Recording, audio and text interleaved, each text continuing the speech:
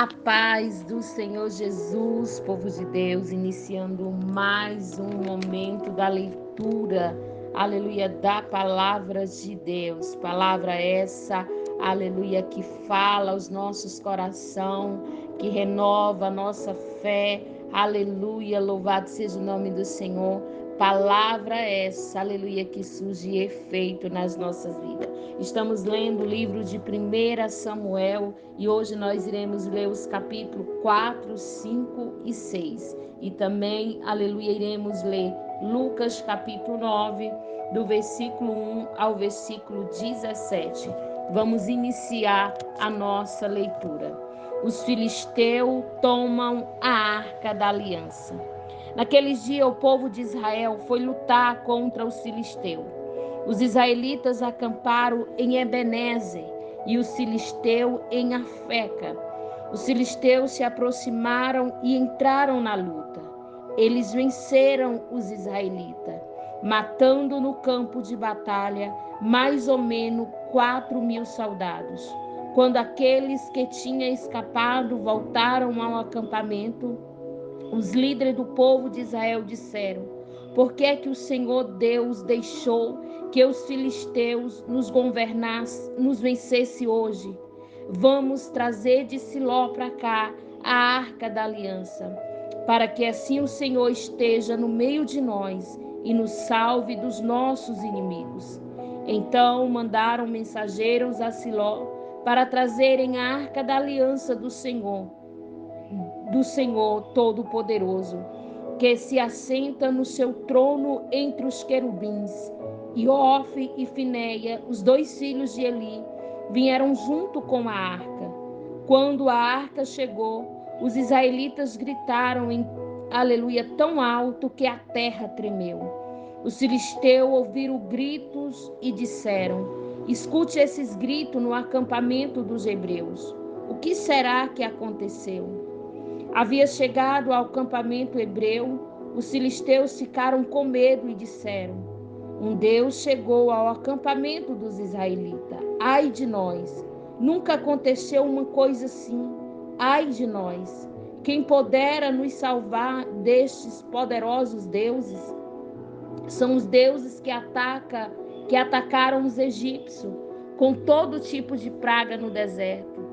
Sejam corajosos, filisteu, lutem como homens e seremos escravos dos hebreus, como eles já foram nossos escravos. Lute como homens.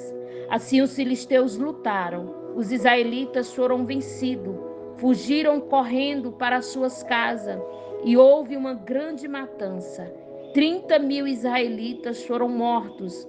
Então os filisteus tomaram a arca de Deus. E Ofni e Finéia, os filhos de Eli, foram mortos. A morte de Eli. O homem da tribo de Benjamim correu desde o campo de batalha até Siló e chegou lá no mesmo dia, para mostrar sua tristeza. Ele havia rasgado as suas roupas e posto terra na cabeça. Eli estava sentado numa cadeira perto da estrada, esperando. Ele estava muito preocupado com a arca da aliança. Quando o homem deu a notícia, toda a gente da cidade ficou apavorada e começou a chorar alto. Ele ouviu os gritos e perguntou: que barulho é esse? Então o homem correu para contar a notícia a Eli. Eli estava, aleluia, com 98 anos e completamente cego. O homem disse: eu fugi da batalha e hoje mesmo vim correndo de lá até aqui. O que aconteceu, meu filho? Perguntou Eli. O povo de Israel fugiu dos filisteus, respondeu o mensageiro. Foi uma terrível derrota para nós. Além de tudo, os seus filhos Ofni e Finéias foram mortos, e os filisteus tomaram a arca da aliança. Quando ouviu falar na arca, Eli caiu da cadeira para trás, perto do portão da cidade. Ele estava muito velho e gordo, por isso, quando caiu, quebrou o pescoço e morreu. Eli foi o líder do povo de Israel 40 anos. Aleluia. Glória a Deus. A morte da mulher de Finéias. Louvado seja Deus. A nora de Eli, a mulher de Finéias, estava grávida.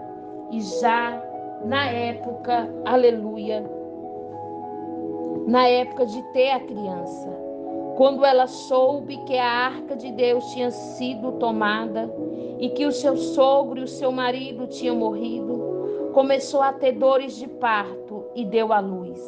Ela estava morrendo, mas as mulheres que a ajudavam disseram: tenha coragem, você ganhou um filho. Ela não se interessou e não respondeu, mas deu ao menino o nome de Iacabô, explicando: a glória saiu de Israel. Disse isso falando da tomada da arca de Deus e da morte do seu sogro e do seu marido. Ela disse: a glória saiu de Israel, pois a arca de Deus foi tomada pelos nossos inimigos. Capítulo 5. A arca na terra dos filisteus. Depois de tomarem a arca, os filisteus a levaram de Ebenezer para a cidade de Asdod. Eles a colocaram no templo do seu deus Dagom, perto da sua imagem. No dia seguinte de manhã, os moradores de Asdod viram que a imagem de Dagom estava caída de cara no chão, na frente da arca da aliança. Então eles pegaram a imagem e a puseram de volta no seu lugar. No dia seguinte de manhã, viram que ela estava caída de novo na frente da arca. A cabeça e os 2 braços da imagem estavam quebrados, caído na soleira da porta. Somente o corpo estava inteiro. E por isso que até hoje os sacerdotes de Dagom e todos os que adoram em Asdod não pisam naquele lugar. E o Senhor Deus castigou duramente o povo de Asdod, fez com que todo o povo dali da vizinhança ficasse cheio de tumores. Quando eles viram isso, disseram: o Deus de Israel está castigando a nós e ao nosso Deus Dagom. Não podemos mais deixar que a arca de Deus, do Deus de Israel, fique aqui.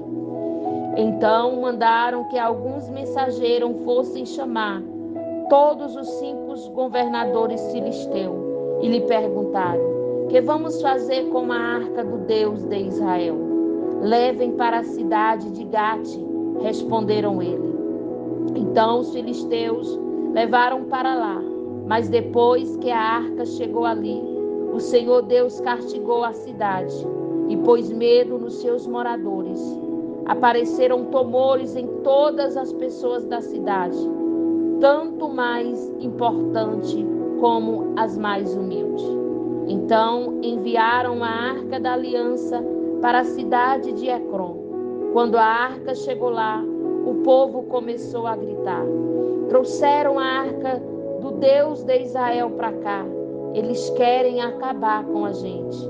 Então mandaram que alguns mensageiros dissessem a todos os governadores filisteus: mandem a arca de Israel de volta ao seu lugar, para que ela não mate a nós e a nossas famílias. Houve morte e destruição em toda a cidade por causa do castigo severo de Deus. Os que não morreram ficaram cheios de tumores, e os gritos dos moradores da cidade subiam até o céu. Capítulo 6.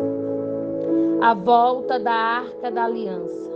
Já fazia 7 meses que a Arca da Aliança estava na terra dos filisteus. Aí eles chamaram os seus sacerdotes, os seus mágicos e perguntaram: o que faremos com a Arca do Senhor? Se a mandamos de volta ou que devemos enviar junto com ela? Eles responderam: se vocês mandarem de volta a Arca de Deus, do Deus de Israel, não envie sem uma oferta.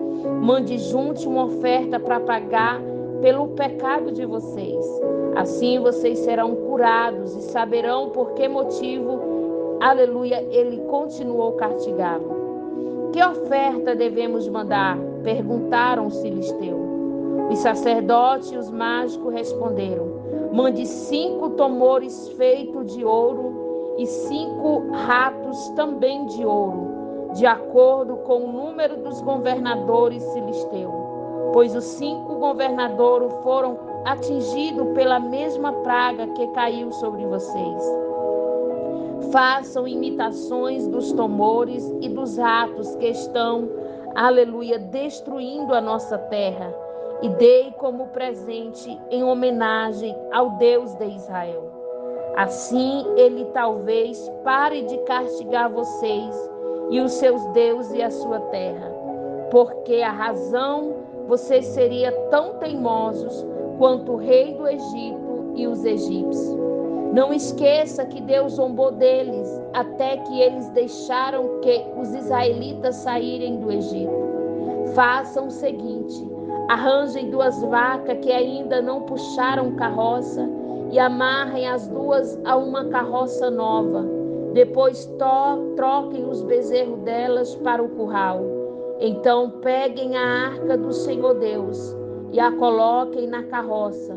Ponha também numa caixa ao lado da arca as imitações de ouro que vocês vão mandar ao Deus de Israel, como oferta para pagamento pelos seus pecados. Aí toquem as vacas para frente e deixa que elas vão para onde quiserem. E preste atenção se a carroça foi na direção da cidade de Bet-Semes, igreja. Isso quer dizer que foi o Deus dos israelitas que nos mandou este grande mal. Mas se isso não acontecer, então quer dizer que não foi ele quem mandou esta praga. E assim ela veio por acaso. E os filisteus fizeram o que os seus sacerdotes e mágicos haviam dito. Pegaram 2 vacas e amarraram a carroça e prenderam os bezerros no curral. Depois puseram a arca do Senhor Deus na carroça, junto com a caixa onde estavam os ratos e os tomores de ouro. Então as vacas foram diretamente para a cidade de Bet-Semes, andando e mugindo, sem se desviar do caminho. E os 5 governadores filisteus a seguiram até a divisa de Bet-Semes. O povo de Bet-Semes estava colhendo trigo no vale. De repente, eles olharam e viram a arca da aliança e ficaram muito alegres. A carroça, puxada pelas vacas, chegou até a plantação de Josué, de Bet-Semes, e parou perto de uma grande pedra. Então os moradores dali cortaram em pedaço a carroça de madeira e mataram as vacas e as queimaram em sacrifício a Deus, o Senhor. Os levitas pegaram a arca do Senhor e a caixa com as imitações de ouro e puseram em cima de uma grande pedra. Naquele dia, o povo de Bet-Semes apresentou ao Senhor oferta que foram completamente queimadas e também sacrifício de animais. Os 5 governadores viram isso e no mesmo dia voltaram para Ecrom. Os filisteus mandaram a Deus, o Senhor, os 5 tomores de ouro como oferta em pagamento pelos seus pecados. 1 por cidade: Azode, Gaza, Asquelon, Gate e Ecrom. Mandaram também 5 ratos de ouro, de acordo com o número das cidades governadas pelos 5 governadores filisteus. Isto é, as 5 cidades protegidas por muralhas e os povoados que ficam ao seu redor. Na plantação de Josué, que era natural de Bet-Semes, a arca de Deus foi colocada em cima de uma grande pedra, e essa pedra ainda está ali como prova do que aconteceu. 70 homens de Bet-Semes olharam para dentro da arca da aliança, e por isso o Senhor os matou, e o povo chorou por causa dessa grande matança que Deus fez entre eles. A arca na cidade de Jearim. Então os moradores de Bet-Semes disseram: quem pode ficar diante do Senhor, esse Deus tão santo? Para onde mandaremos a sua arca, a fim de que ele fique longe de nós? Aí enviaram mensageiro para dizerem ao povo da cidade de Jearim: os filisteus devolveram a arca da aliança do Senhor. Desçam até aqui e levem a arca. Aleluia. Essa foi a nossa leitura nos livros de 1 Samuel, do capítulo 4, aleluia, ao capítulo 6. Agora iremos meditar em Lucas, capítulo 9, do versículo 1 ao versículo 17. A missão dos 12 apóstolos. Jesus chamou os 12 discípulos e lhe deu poder e autoridade para expulsar todos os demônios e curar a doença. Então os enviou para anunciar o reino de Deus e curarem os doentes. Ele disse: nesta viagem não leve nada, nem bengala para se apoiar, nem sacola, e nem comida, e nem dinheiro, e nem mesmo uma túnica a mais. Quando vocês entrarem numa cidade, fique na casa em que forem bem recebidos, até irem embora daquele lugar. Mas se forem mal recebidos, saia logo daquela cidade, e na saída sacuda o pó da sua sandália, como sinal de protesto contra aquela gente. Os discípulos então saíram de viagem e andaram por todos os povoados, anunciando o evangelho e curando doentes por toda a parte. A dúvida de Herodes.